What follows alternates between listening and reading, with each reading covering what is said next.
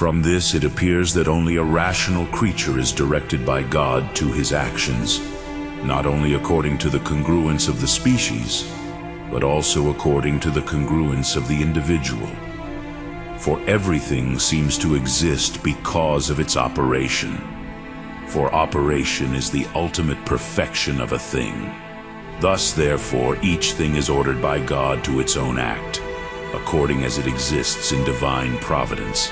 But the rational creature of divine providence exists as if it were governed and provided for according to itself, not only because of its appearance, like other corruptible creatures. Because an individual which is governed only for its appearance is not governed for its own sake, but a rational creature is governed for its own sake, as is clear from what has been said. Thus then, only rational creatures receive direction from God for their actions, not only because of the species, but according to the individual. Still, whatever direction they have in their actions, only insofar as they pertain to the species, it is not in them to act or not to act. For what results in the species are common and natural to all individuals contained under the species, but they are not natural in us.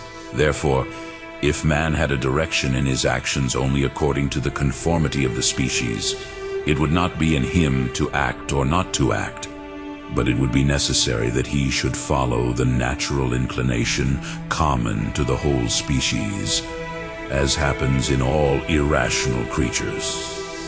It is evident, therefore, that the act of a rational creature is directed not only according to the species, but also according to the individual.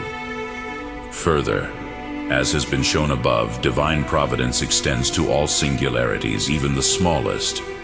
Whoever, therefore, has any actions other than the inclination of the species must be regulated by divine providence in their actions, apart from the direction which belongs to the species.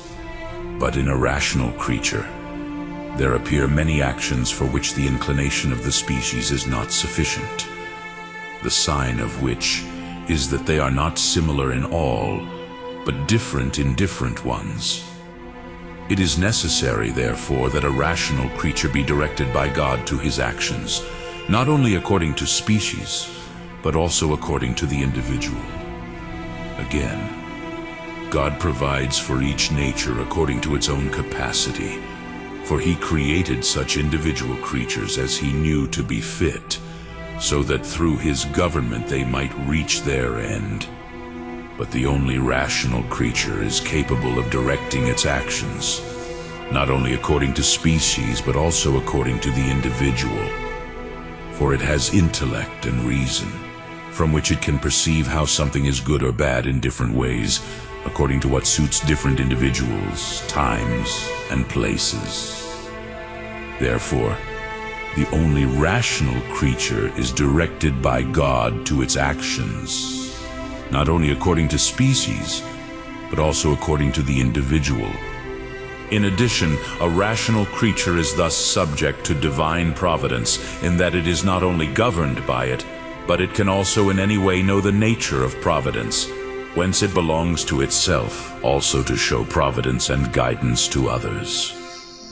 This is not the case with the rest of the creatures, which only partake of providence insofar as they are subject to providence. But through the fact that a person has the ability to provide, he can also direct and govern his actions. Therefore, the rational creature participates in the divine providence not only in terms of being governed, but also in terms of governing. For it governs itself in its own acts and also in other ways. But every lower providence is subject to divine providence, as if to the highest.